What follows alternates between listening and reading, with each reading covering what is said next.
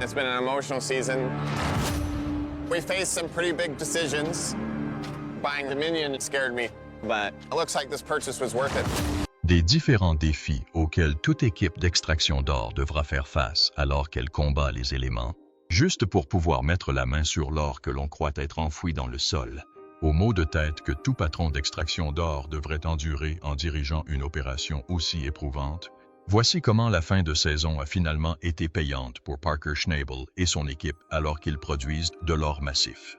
Je tiens vraiment à vous remercier tous. Je le pense du fond du cœur et j'espère que chacun d'entre vous aura envie de revenir, car chacun d'entre vous a sa place ici l'année prochaine. La quête de l'or est une vocation en soi. Pendant des années, on peut fouiller dans toute cette boue et cette saleté pour ne repartir que de simples grains d'or en guise de récompense. C'est pourquoi nous devons rendre hommage à des gens comme Parker Schnabel, Tony Beets et les autres patrons de mines qui mènent leurs équipes respectives vers le succès dans les mines d'or des États-Unis et du Canada. Depuis plusieurs saisons, ceux qui regardent la série télévisée La ruée vers l'or, semaine après semaine, vous diront à quel point le public semble s'intéresser particulièrement à Parker Schnabel. Mineur d'or de 3e génération, Parker travaille dans les mines d'or depuis son plus jeune âge. C'est à cette époque qu'il a appris tout ce qu'il pouvait de Big John, son grand-père. Parker est assis au sommet du monde. Il rêve de gagner des milliers de dollars chaque jour, et j'espère qu'il a raison. Très vite, Parker décide de mettre à profit tout ce qu'il a appris de son grand-père pour voler de ses propres ailes. Depuis, ce talentueux chercheur d'or s'est bâti une carrière honorable. Depuis plusieurs saisons, il n'a cessé de progresser, extrayant toute l'or possible, tout en faisant de son équipe d'extraction l'une des plus prospères du Yukon et de toutes les autres concessions minières d'Amérique du Nord. Je me demande maintenant si cette installation de surveillance est la bonne décision. On ne le dira pas. Notre total de la saison, 5,66. On a franchi la barre des 5-0. Les gars, bravo! C'est vraiment cool.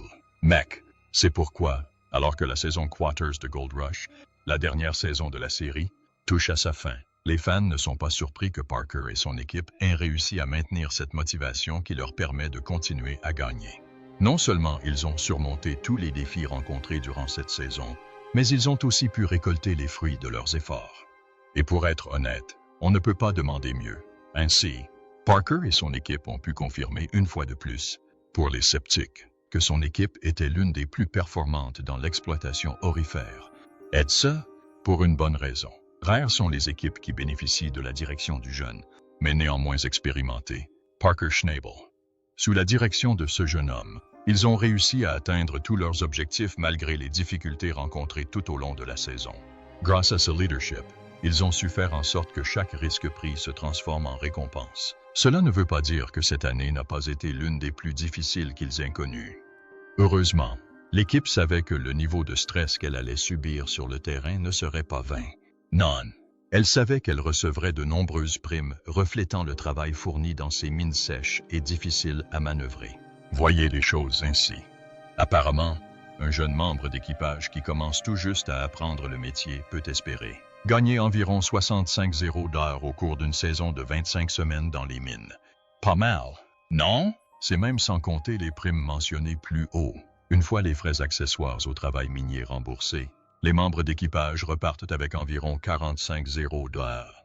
Pour ceux qui s'intéressent à d'autres chiffres illustrant la rentabilité du métier d'orpailleur, sachez que le salaire horaire est d'environ 34 $. Nous espérons extraire un 0 once. Cependant, nous avons beaucoup de travail de décapage à faire. En attendant, nous avons simplement stocké d'anciens résidus de dérive. Espérons qu'ils contiennent beaucoup d'or. Malgré l'excellent salaire habituel, nous savons que ces membres d'équipage seront peut-être encore plus enthousiasmés par ces primes dont nous parlons sans cesse. On pourrait même croire que Parker est enthousiaste à leur sujet, conscient de leur valeur, surtout après une saison particulièrement réussie. Cela dit, l'argent n'est pas le seul moteur de ces membres d'équipage. Certes, ils peuvent toucher des primes très intéressantes, mais leur collaboration avec Parker leur offre également d'autres avantages. Pour commencer, ils ont droit à un logement gratuit pendant qu'ils travaillent sur le chantier minier avec Parker.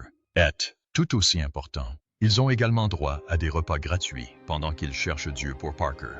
Certes, c'est un excellent moyen pour les membres de l'équipage d'économiser de l'argent pendant leur travail dans les mines. Mais on comprendra que ce n'est pas la seule raison pour laquelle Parker a mis en place un tel système.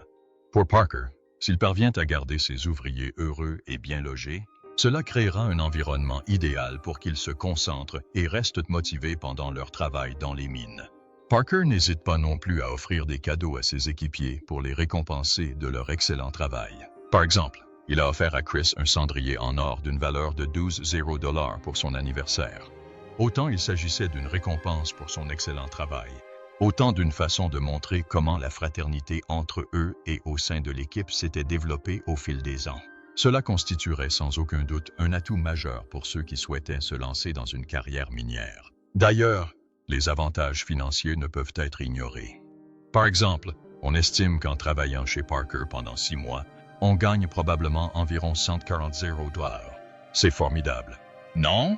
Réfléchissez-y bien, car si vous n'avez vraiment aucune passion pour l'extraction de l'or, ce n'est peut-être pas pour vous. Non seulement les longues heures de travail sont exigeantes pour ceux qui travaillent là-bas, mais votre travail ici est tout simplement incroyable. Là où je suis aujourd'hui, je le dois entièrement à mon grand-père. J'ai toujours voulu suivre ses traces, et j'espère seulement qu'un jour je pourrai être la moitié de son homme. Et pour ceux qui l'aiment mais se sentent négligés par lui, c'est aussi une situation qui peut causer de graves dommages physiques et mentaux. On peut donc se demander si cela n'en vaut pas la peine. Mais quand on entend parler des primes de performance généreuses accordées aux membres d'équipage, on comprend vraiment pourquoi ils se lancent tous là-dedans. Au vu de leur performance individuelle, de celle de l'équipe dans son ensemble et de la quantité d'or extraite à la fin de la saison, on constate que la structure est conçue pour garantir la réussite globale du groupe comme objectif ultime. Après un examen attentif, on constate que le groupe de Parker est composé d'un bon mélange de mineurs d'or expérimentés et de jeunes débutants. On y trouve également des postes comme celui de contremaître. Ce contremaître est chargé de gérer les opérations quotidiennes de l'équipe. Il est également chargé de s'assurer que les équipements de l'équipe sont fonctionnels et à jour. Ainsi, il peut garantir le bon déroulement des activités quotidiennes de l'équipe grâce à l'utilisation de machines bien entretenues. Ce rôle, comme tous les autres au sein de l'équipe, est hautement valorisé, car ils sont tous considérés comme essentiels à la réussite de l'équipe. Grâce à cette organisation, Parker et son équipe ont pu récolter les fruits de leur travail acharné après la 14e saison de Gold Rush. Compte tenu du succès que l'équipe semble connaître actuellement, il est difficile d'imaginer comment quiconque parviendra à les détourner des mines. Il est également clair que cela les a aidés à développer un certain niveau d'aventure tout en respectant la nécessité de travailler dur pour gagner de l'or. Encore un peu de terre. Mec, j'y travaille. Et quoi qu'il arrive, il y aura beaucoup d'incertitudes. Mais on y arrivera. Je pense que beaucoup de gens attendent de savoir comment on s'en est sorti. Parker, c'est aussi ce qui semble les inciter à revenir. Comment expliquer autrement qu'ils reviennent sans cesse affronter les éléments à la recherche de cet or? Peut-être parce qu'ils savent qu'en travaillant dur, ils pourront profiter de la hausse constante du prix de l'or sur le marché. Comme vous pouvez l'imaginer, plus la valeur de l'or est élevée, plus l'activité est lucrative pour ces mineurs. Les années où la valeur de l'or est élevée, par exemple, l'équipe peut s'attendre à des bonus considérablement accrus, ce qui, nous en sommes sûrs, ravirait tous ces mineurs. On constate ainsi que plus ils travaillent dur, plus leurs chances de réussite augmentent. Si l'on ajoute à cela le fait qu'ils sont nombreux à travailler pour Parker, on comprend que ce n'est qu'une question de temps avant qu'ils ne récoltent enfin les fruits de leur travail. Espérons que cela aidera ceux qui sont au bas de l'échelle dans l'exploitation aurifère à comprendre comment une motivation continue les aidera à trouver le chemin du succès. Bien sûr, certains ne gagnent que $0 par épisode à leur début dans l'exploitation aurifère, mais s'ils perfectionnent leur art jusqu'à devenir des experts dans leur domaine, ils découvriront rapidement qu'ils peuvent gagner jusqu'à $30 par scénario. C'est une somme importante, surtout avec plus de 20 épisodes par saison. Cela peut représenter entre $200 et $600, et ce n'est pas à négliger. Cela nous rappelle une fois de plus que le travail acharné est récompensé lorsqu'on accepte un emploi chez Parker Schnabel. Cela dit, ceux qui rejoignent les mines de Parker savent qu'ils devront travailler dur pour réussir dans leur travail. Par exemple, une journée type chez Parker comprend des quarts de travail de 12 heures, qui peuvent être commencés à tout moment de la journée. Ajoutez à cela que ces quarts de travail peuvent s'étendre sur près de 2 semaines, avec seulement quelques jours de repos, et vous constaterez que cette vie ne convient pas à tout le monde. Non seulement ce travail est physiquement exigeant, mais il est aussi mentalement épuisant. De toute évidence, la vie dans les mines n'est pas faite pour tout le monde, car c'est un travail adapté à ceux qui font preuve d'un haut niveau de résilience et d'endurance, tout en faisant preuve d'une grande adaptabilité à de nombreuses conditions.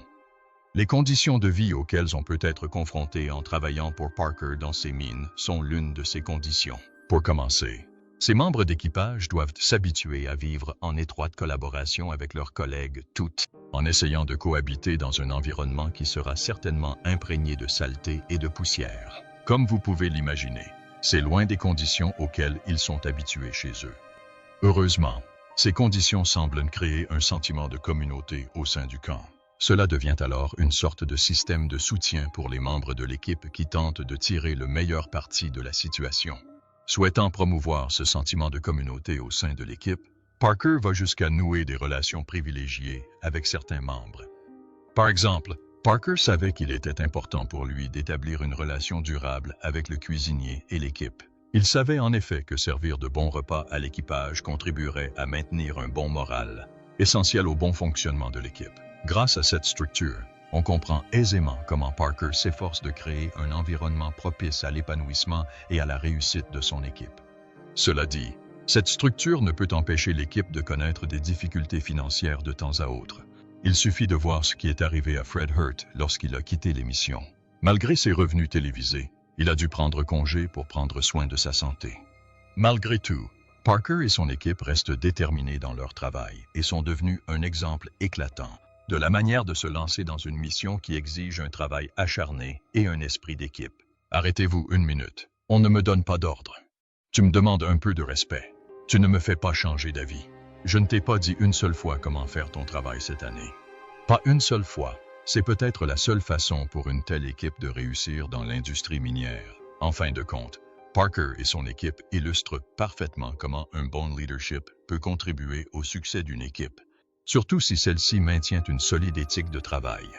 Après tout, malgré un travail acharné, l'équipe sait qu'elle repartira avec des portefeuilles bien garnis. Certains diront même que c'est peut-être pour avoir un aperçu des récompenses substantielles que ces travailleurs peuvent obtenir à la fin de la journée que ces fans continuent de regarder la fascinante émission télévisée Gold Rush. Mais peut-être que ce sont toutes ces pesées qui leur donnent un aperçu complet des avantages du travail dans l'industrie minière.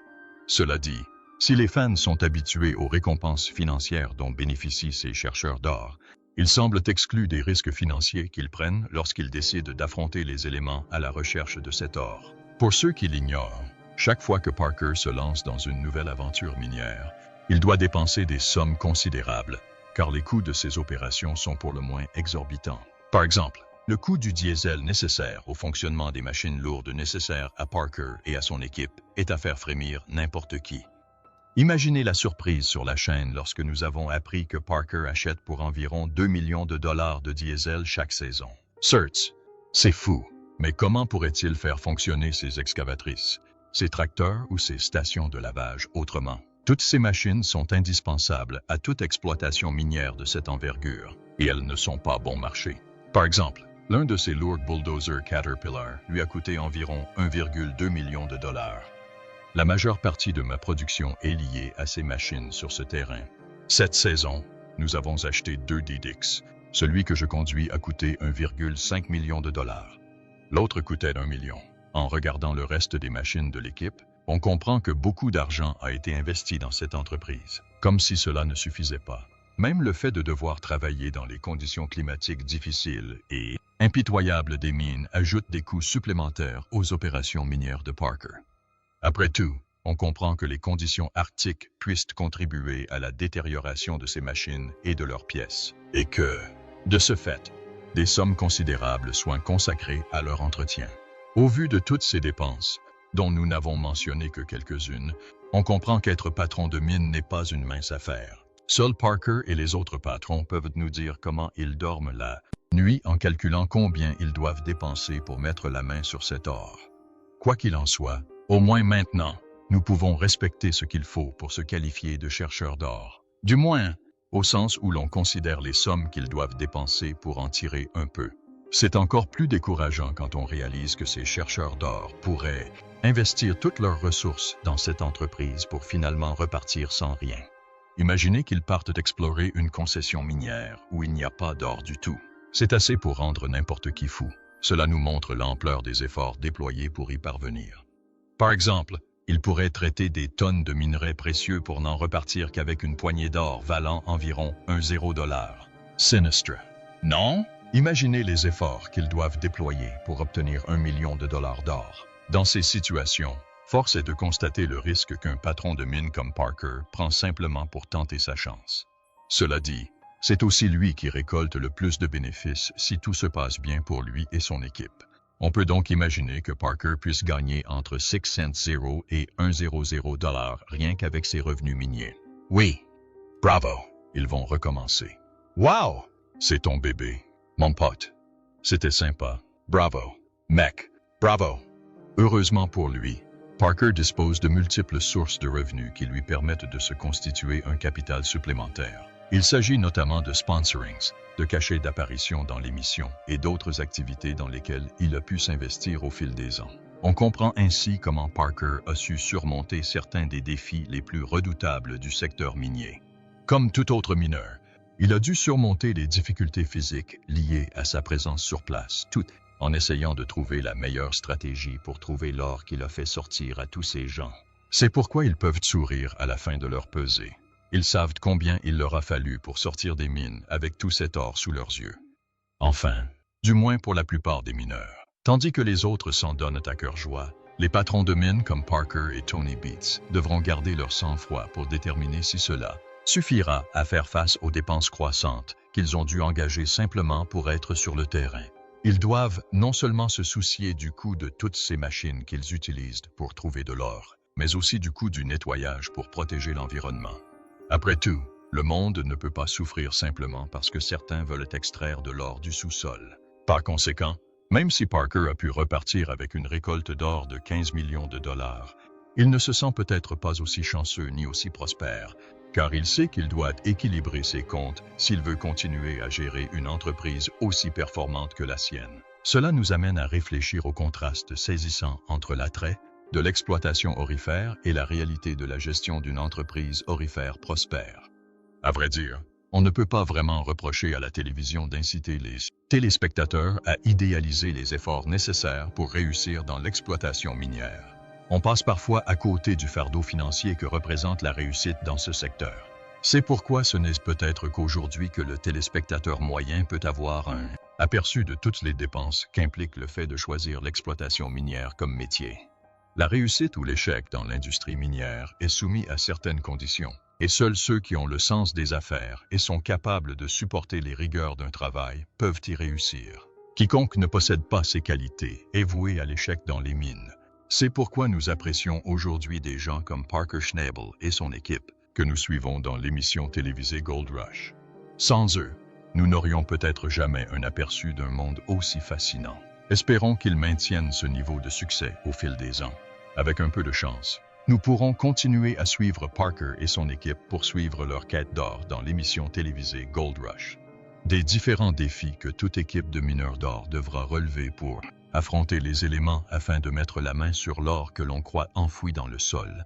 Au casse-tête que tout patron de mine d'or devrait endurer pour mener une opération aussi exigeante. Alors que je passe à toute vitesse devant cette machine, si le chien de Parker surgit en courant derrière elle, pourrais-je m'arrêter à temps? Impossible de le savoir. Rick Ness, Parker Schnabel et Tony Beats sont les stars de la série phare de Discovery, Gold Rush, qui revient pour une 9e saison. Cette saison sera unique en son genre, avec de nouveaux mineurs et de nouvelles rivalités, alors que les équipes cherchent de l'or. Regardons un extrait. De certains employés gagnant environ $1 demi-million à d'autres gagnant à peine $30 par an, de nombreuses questions se posent quant aux raisons pour lesquelles Parker ne paie pas son équipe à sa juste valeur. De nombreuses personnes travaillent d'arrache-pied pour assurer la pérennité de l'exploitation aurifère de Parker Schnabel au Yukon, lorsqu'il n'est pas occupé à trouver de l'or dans l'émission télévisée Gold Rush. Mais on s'interroge sur les revenus des membres de l'équipe de Parker, qui risquent leur vie à la recherche d'or jour et nuit dans les conditions difficiles du Klondike. Les mineurs d'or sont mal payés, car les entreprises veulent maintenir les coûts au plus bas. De nombreuses personnes sont prêtes à accepter ce travail, ce qui permet aux entreprises de ne pas payer cher. Même si le minage est dangereux, les mineurs ne sont pas toujours mieux payés pour les risques encourus. De plus, ils n'ont pas beaucoup de pouvoir de négociation pour obtenir une meilleure rémunération. Si les mines sont éloignées des villes, les salaires pourraient être encore plus bas. Pour remédier à ce problème, il faut accorder davantage de droits aux mineurs et leur garantir une rémunération équitable. De plus, certaines sociétés minières peuvent exploiter des failles dans le droit du travail ou faire appel à des sous-traitants pour comprimer encore davantage les salaires. Ces pratiques aggravent encore le problème des bas salaires dans l'industrie aurifère, soulignant la nécessité de réformes globales pour protéger les droits et le bien-être des mineurs. Alors, combien gagnent ces mineurs? Certains d'entre eux gagnent près de 500 $ par an grâce à l'activité risquée de Parker. Parker n'en a pas caché l'existence. Il a partagé sur les réseaux sociaux les résultats obtenus par son équipe dévouée après des mois de fouilles. Il y a de très bons forages ici. En fait, il y en a aussi beaucoup de mauvais. Il faut donc être précis, car si on installe la fosse au mauvais endroit sur un terrain comme celui-ci, on fait faillite. Parker a tout lâché. Les nouveaux membres de son équipe du Yukon travaillent 75 heures par semaine pendant des semaines, pendant la courte saison minière estivale. Passons maintenant à l'argent. En moyenne, ils gagnent environ 34 $ canadiens de l'heure. Être payé à l'heure peut sembler avantageux, mais Parker affirme qu'après avoir été poussé à bout physiquement et mentalement, c'est un métier très intense. On a très peu de temps. Nous avons 4 mois pour gagner le maximum d'argent possible en une saison. Cela représente environ 65 $ canadiens sur 25 semaines, soit environ 6 mois. C'est parce que lorsque l'hiver frappe fort au Yukon, les travaux d'excavation cessent. Ils doivent également tenir compte des impôts et des frais de subsistance au camp. Au final, les nouveaux membres de l'équipage rapportent donc près de 30 $. Les blessures et les tensions physiques sont également assez fréquentes, aussi regrettables soient-elles, et cela peut réduire encore davantage leurs revenus. Mais ce n'est pas une sinécure. Parker a mentionné que les équipes effectuent des quarts de 12 heures extrêmement stricts, commençant tôt à 7h et se terminant à 19h, grâce au soleil d'été incessant en Alaska. Avec le raccourcissement des jours pendant la courte saison minière, les quarts commencent de 8h à 19h. Parker récompense ses meilleurs ouvriers avec de belles primes, même si le salaire de départ peut paraître faible compte tenu de la charge de travail. Les gros camions utilisés dans la mine comptent parmi les outils les plus précieux de Parker, et ceux qui les conduisent peuvent gagner plus de 440 $ canadiens par an. C'était une année importante, sans aucun doute. Et au final, j'aurais pu constituer une équipe de personnes expertes en la matière. Cela aurait probablement été une décision judicieuse de ma part. Ces conducteurs qualifiés manient d'énormes camions à chenilles capables de transporter jusqu'à 50 tonnes de minerais des champs à l'usine de lavage. Leurs déplacements constants sont essentiels pour atteindre l'objectif de Parker, extraire 4 onces d'or d'une valeur de 6 millions de $ par saison. Même si ce travail est éprouvant physiquement et demande beaucoup de temps, les travailleurs chargés de ces tâches importantes peuvent gagner des revenus à 6 chiffres grâce à la franchise de Parker. Les fans ont désormais une meilleure idée des revenus de l'équipe de Parker. Mais n'oubliez pas que les chiffres communiqués par Parker sont des moyennes et non des chiffres exacts, et que les salaires des postes d'entrée de gamme peuvent varier selon l'expérience. Les primes sont gardées secrètes, et elles peuvent être en dollars canadiens plutôt qu'en dollars américains. Pour ceux qui envisagent de rejoindre l'équipe de Parker Schnabel au Yukon, c'est une véritable aubaine. J'ai peut-être été l'un des problèmes là-bas, mais j'ai réussi à réunir un bon groupe. Ils savaient comment déplacer la terre. On travaille de longues heures et on affronte les intempéries. Mais c'est un bon gagne-pain, même si ce n'est pas un travail classique de 9 à 17 heures. Parker et son équipe réalisent des rêves au Klondike, où l'or est la récompense de semaines de dur labeur. L'immense succès de Parker Schnabel est en grande partie dû au dévouement et au travail acharné de son équipe, qui poursuit l'or à la fin de la saison.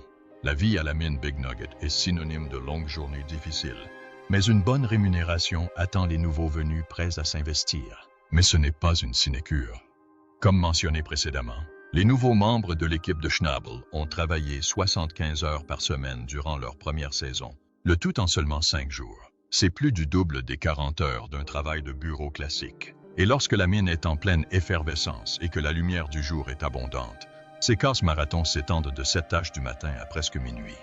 Alors que l'automne s'installe au Yukon, les jours raccourcissent, mais les équipes continuent de travailler de 8h à 19h chaque jour, enchaînant des quarts de 12 heures. Nous travaillons d'arrache-pied toute la journée pour être sûrs de mettre l'or dans la boîte. Et quand nous le voyons arriver, c'est vraiment comme si nos efforts portaient leurs fruits. C'est tangible.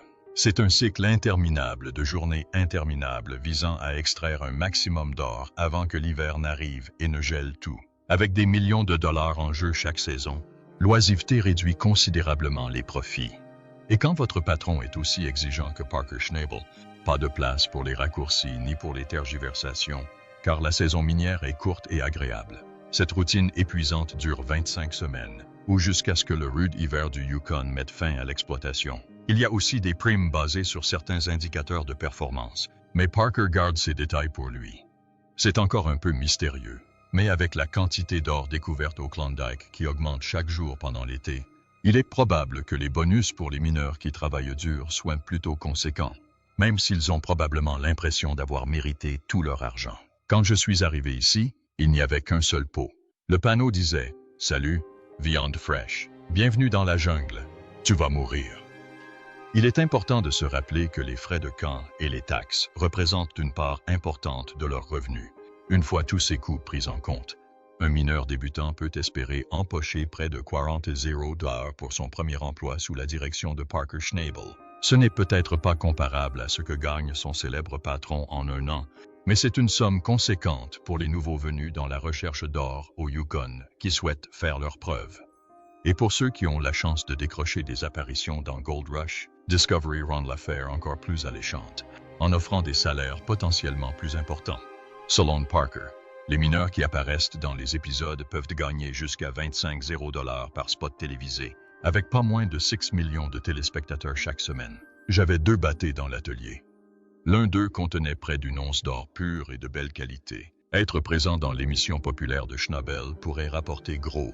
Même quelques brèves apparitions peuvent donner un bon coup de pouce aux travailleurs acharnés. Selon certaines sources, Parker aurait distribué $140 de prime pour une seule saison l'an dernier. Les opérateurs qualifiés qui manipulent les machines importantes de la mine Big Nugget gagnent des salaires conséquents. Outre les ouvriers débutants qui effectuent des semaines de travail exténuantes de 75 heures, Parker Schnabel embauche une équipe d'opérateurs experts qui gagnent des salaires parmi les plus élevés du site. Donc, pour l'instant, je suis en période de récupération. Il y a beaucoup à faire, et je suis quasiment seul. Alors j'essaie de faire tourner l'usine de lavage. Ces gens doivent manœuvrer avec expertise des machines lourdes et techniquement complexes qui fonctionnent 24 heures sur 24. Les opérateurs qualifiés qui manipulent les machines de travail de Big Nugget rapportent gros chaque année, mais ce sont les plus expérimentés. Les conducteurs chevronnés qui pilotent la flotte de camions à Rush de Parker, qui empochent les plus gros salaires, jour après jour. Ces professionnels chevronnés sont chargés de manipuler les Caterpillar 740B EJ Beast, pesant chacune 50 tonnes et estimées à plus de $750. Avec précision et soin, ils transportent des chargements d'or en vrac provenant de divers claims jusqu'à l'usine de lavage, où il est traité et trié. C'est parti, dernier nettoyage de 15. On en a 40, 60, 80, 90, et voilà, 93,25. Les chauffeurs de camions de pierre jouent un rôle crucial dans la quête d'or de Parker à la mine Big Nugget. Ils sont comme le cœur de l'exploitation, garantissant un approvisionnement constant en roche à l'usine de lavage, élément clé de l'extraction de l'or. Atteindre l'objectif ambitieux d'extraire 40 onces d'or d'une valeur de 6 millions de dollars par saison serait quasiment impossible sans leur dévouement constant. Pour Parker, l'échec est impossible, car chaque saison minière met en jeu sa réputation et l'héritage familial. Bien qu'il n'ait pas divulgué de chiffres précis, Parker a mentionné que les chauffeurs de camions de pierre gagnent la somme impressionnante de $440 pendant le tournage. C'est plus de 3,5 fois ce que gagnent les membres débutants de l'équipe. Sont-ils $200 ou $300 chacun? Ils sont plutôt $500 chacun. Quoi? Un salaire aussi élevé s'accompagne d'une lourde charge de travail, déplacer des centaines de chargements chaque jour, sans interruption, même au milieu du chaos. Naviguer à toute vitesse sur des sentiers étroits au bord de falaises. Déplacer 50 tonnes de roches à la fois et maîtriser des systèmes de transfert complexes n'est pas donné à tout le monde. L'endurance nécessaire pour tenir le coup pendant des heures dans les conditions difficile du Klondike démontre la robustesse et l'expertise de ses conducteurs. Dans la flotte de Parker, il est clair que la chance sourit aux audacieux. Avec autant de ressources sur ses engins haut de gamme, Parker ne lésine pas sur les moyens pour s'équiper des meilleurs camions de roche du Yukon, garantissant à ses équipes, qui passent des saisons entières dans la terre au volant de ces machines monstrueuses, des salaires à 6 chiffres. Si vous êtes assez courageux pour manipuler l'équipement minier le plus risqué de Parker, les récompenses sont alléchantes, à l'image de l'homme lui-même. Vivre dans un camp minier permet non seulement d'économiser de l'argent, mais aussi de bénéficier d'avantages. Outre leur salaire généreux, les membres de l'équipe de Parker Schnabel bénéficient d'une prise en charge des repas et du logement de base. En les logeant à proximité des claims, Parker maîtrise les coûts, ce qui est particulièrement utile pour les débutants confrontés à leur premier hiver difficile au Klondike. Il est dans une situation délicate, car il doit acheminer une partie de ce matériel jusqu'à Lucifer.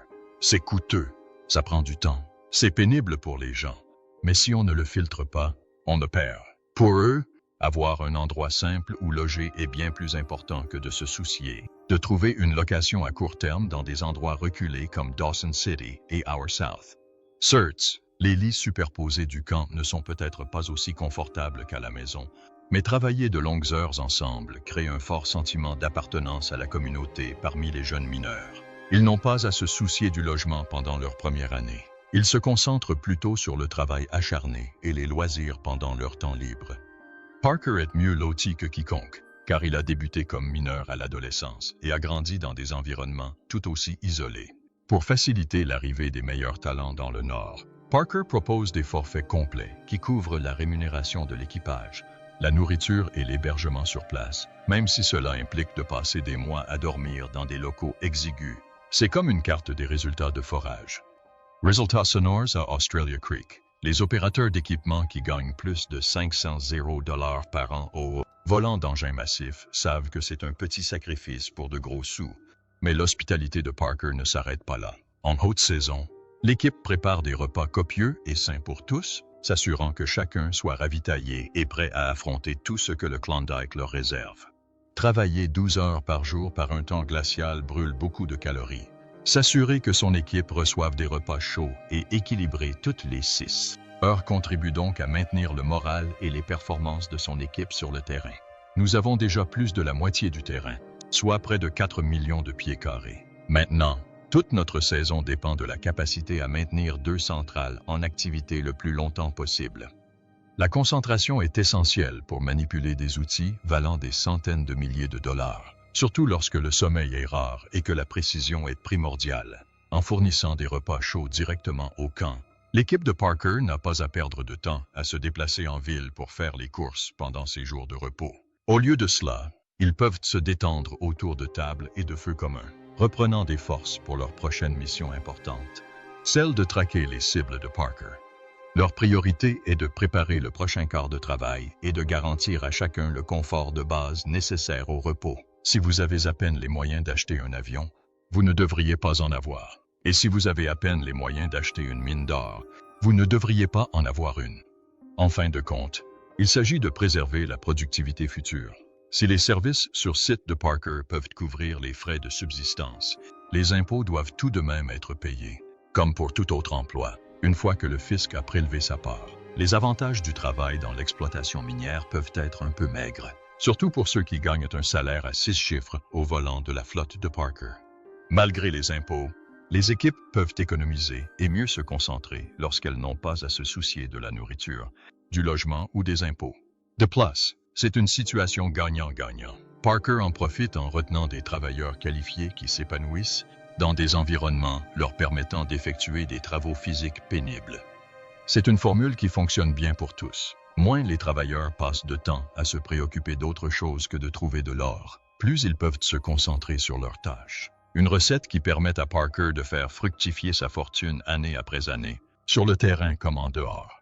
Aussi lucrative que soit l'exploitation aurifère du Klondike, l'entreprise de Parker Schnabel tourne à merveille, garantissant efficacité, récupération hors saison et récompenses bien méritées pour tous les acteurs. Tout cela semble très étrange. Nous avons passé les 5 dernières années à chercher un projet d'envergure et nous venons de l'obtenir. Je devrais être ravi. Lorsque l'hiver impitoyable du Yukon s'installe fin octobre, il marque la fin de la saison minière et l'équipe épuisée de Parker bénéficie d'une pause bien méritée de 5 mois pendant l'intersaison. Après 6 mois de dur labeur, ce repos est crucial pour que les hommes et les machines puissent récupérer avant de redémarrer au printemps. Après des semaines de travail exténuantes de 75 heures pendant la haute saison, les membres de l'équipe ont vraiment besoin de ce temps de repos pour se ressourcer. Et quoi de mieux que de passer les fêtes à la maison, en famille et dans le confort habituel? Si les vétérans de Parker apprécient leur congé, l'appel du Nord les appelle à revenir plus tôt que prévu, année après année. Intégrer le programme à succès de Parker est un véritable honneur, surpassant 90% de ses concurrents. En tant que mineur, il est hors de question de perdre son élan. Même les plus petits détails doivent être peaufinés. Parker, originaire du Minnesota, profite de ce temps d'arrêt pour se ressourcer pleinement avant de se lancer à la recherche d'un or encore plus insaisissable de 4,011, une découverte rare en dehors du Klondike. On vise donc 200 yards cette semaine. Évidemment, on a eu beaucoup de problèmes avec cette satanée piste de 250 yards. On a dû la monter sur le monticule. 200 mètres, c'est ce que nous devrions parcourir en 1 jour et demi, et non en 1 semaine. De retour chez lui, il analyse les saisons passées, peaufine ses plans et apporte des améliorations en fonction des leçons apprises. L'analyse des données et la cartographie spatiale permettent d'identifier les cibles principales sur plusieurs claims, ce qui permet d'ajuster les stratégies minières. Viennent ensuite les améliorations pratiques, qu'il s'agisse d'améliorer l'équipement ou les procédures de raffinage, toutes visant à maximiser les profits liés à l'or. Chaque intersaison est une occasion en or d'affiner le plan de Parker. Avant que les zones minières de Parker ne soient finalisées, là où l'œil humain ne peut pas les atteindre, des drones et des données satellitaires guidées par laser entrent en jeu, alliant technologie de pointe et savoir traditionnel yukonais pour combler les lacunes. L'équipe de Parker est toujours prête à saisir le moindre signe prometteur. Arriver ici est un pari risqué. Nous n'avons pas vraiment les moyens financiers, mais nous espérons que le travail qui sera effectué permettra de rentabiliser ce pari. Si les membres de l'équipage fatigués peuvent se reposer pendant l'intersaison, Parker et son équipe ne peuvent se permettre de se reposer bien longtemps, surtout face à l'arrivée massive de rivaux ambitieux et de nouveaux venus au Klondike. Des rivaux avides de succès se rapprochent de la couronne de Parker, jeune magnat déterminé. Chaque minute compte alors qu'il se prépare aux défis à venir. La chance sourit souvent aux plus préparés, et Parker le sait bien. La fenêtre d'opportunité au Yukon se ferme rapidement, et les succès passés ne comptent plus vraiment lorsqu'une nouvelle saison démarre en mars. Si vous voulez essayer de me trouver une place ici pour que je puisse raccorder cette nouvelle route, faites-le savoir au camion. Si tous les mineurs commencent à s'y déverser, ce ne sera pas rose, mais ça marchera. C'est alors que la chasse reprend, avec Parker Schnabel aux commandes et des millions de dollars en jeu. Les fluctuations de revenus sont fréquentes dans le secteur minier. Lorsque Parker a révélé pour la première fois le salaire que son équipe du Yukon gagnerait, ce chiffre semblait presque trop beau pour être vrai comparé aux emplois réguliers. Cependant, dans le monde imprévisible de l'exploitation minière, de nombreux facteurs peuvent influencer les revenus. Par conséquent, le salaire annoncé par Parker ne doit pas être pris au pied de la lettre au Klondike. Les salaires des équipages peuvent fluctuer d'une saison à l'autre. Comme pour tout emploi, la rémunération à la mine de Parker dépend de l'évolution du marché des matières premières et des indicateurs de production. Les primes sont entièrement calculées en fonction de la quantité d'or extraite et vendue aux raffineurs. Le moteur de rotation permet à la tourelle de se déplacer. Sans lui, on ne peut plus l'utiliser. On ne peut rien en faire. Et cette tâche est bien trop lourde pour mes gars. Je vais donc devoir appeler un mécanicien, ce qui va coûter plus cher. Mais j'ai l'impression que nous sommes surchargés à ce stade. Et il faut se donner à fond et faire réparer le problème. Plus la récolte de l'équipe de Parker est importante, plus les récompenses de fin d'année sont généreuses pour tous. Mais avec les réglementations gouvernementales limitant les plages horaires de travail, la production dépend fortement de l'efficacité des équipements et de la chance de Dame Nature. Malgré tous les efforts des ouvriers, les pannes se traduisent immédiatement par des pertes de poids. De plus, des obstacles tels que la glace tenace ou le dégel peuvent entraver l'accès à des concessions lucratives, retardant ainsi la progression des travaux. La hausse du prix du carburant gruge également les bénéfices, réduisant le budget consacré aux mises à niveau cruciales des équipements et les dépenses nécessaires comme la location de machines et les frais de permis. En résumé, Les facteurs qui influencent l'évolution des revenus se résument principalement aux catastrophes naturelles, aux problèmes techniques et aux dépenses. Eh bien, je suis content que nous ayons une opération d'envergure au Yukon, car c'est un échec cuisant. En réalité, la question est simplement de savoir si cela vaut la peine de continuer ou non. Taux de change et taxes. Durant les quelques années de ralentissement de la production, la capacité de Parker à maintenir un bon salaire pour ses ouvriers témoigne de son souci du bien-être de ces derniers. Quand l'or coule à flot, l'argent coule avec lui. Il faut féliciter Parker d'être disposé à partager ces chiffres, la plupart des sociétés minières gardant ces informations secrètes. Les chiffres qu'il a dévoilés ne sont qu'une partie de l'histoire. Seuls ceux qui ont le courage de travailler aux côtés de Parker dans les tranchées du Klondike pendant l'été comprennent vraiment. Pour les nouveaux venus qui n'ont pas peur de la boue incessante, rejoindre l'équipe de Parker Schnabel offre une bonne chance de gagner de l'argent dans les terres fertiles du Yukon. Il est important de comprendre qu'aucune saison de ruée vers l'or ne se ressemble, surtout à l'heure où le prince des mines se prépare à ses plus grands projets à ce jour. Participant à l'aventure de Parker au Yukon, les récentes révélations sur la rémunération de son équipe ont suscité un vif intérêt. Et si nous poursuivons ce projet, nous en trouverons un nouveau la saison prochaine. Mais peu importe l'issue de la situation, j'aimerais vous trouver un rôle si vous souhaitez revenir la saison prochaine. La star de télé-réalité gardant généralement ses sujets secrets, la franchise de Schnabel peut inspirer ceux qui osent s'attaquer de front au défi de l'exploitation aurifère. Les chiffres dévoilés éclairent ce qui attend les prospecteurs dans les régions sauvages, certes rentables mais indéniablement difficiles, du Klondike. Ils offrent des perspectives d'obtention de résultats potentiellement lucratifs, à condition que les traces de Parker attirent de nombreuses nouvelles recrues. Historiquement, les gens ont afflué vers le nord dans l'espoir de faire fortune rapidement, alimentés par les rumeurs d'or du Yukon il y a plus de 100 ans. Ce voyage, comme le précédent, n'offre pas grand-chose, si ce n'est du travail acharné et des sacrifices, avec la possibilité de devenir riche à terme. Ce n'est pas pour les âmes sensibles. Seuls les plus forts et ceux qui supportent les longues journées sous le soleil glacial de l'Arctique devraient postuler. Mais grâce à l'ouverture d'esprit de Schnabel, il y a encore de l'espoir de réussir, ou du moins de gagner décemment sa vie avec l'équipe de Parker. Le travail passé de Parker nous donne une idée de ce à quoi nous attendre. Même si la médaille d'or n'a pas été exceptionnelle, j'ai le sentiment qu'il y a beaucoup de points positifs à en tirer. Je n'ai jamais travaillé avec une équipe aussi dévouée. On peut les placer presque n'importe où. Je sais qu'ils feront du bon travail. Parker veut toujours de moi. Je n'ai pas été viré, donc c'est un point positif. Et il faudra attendre pour voir la suite. La grande question est de savoir si les intéressés pourront supporter les heures exténuantes, les pieds endoloris et les tâches monotones nécessaires, non seulement pour trouver des paillettes d'or, mais aussi pour se remplir les poches de pièces. C'est une décision cruciale, surtout si l'on considère l'impact que cela représente sur le corps chaque jour.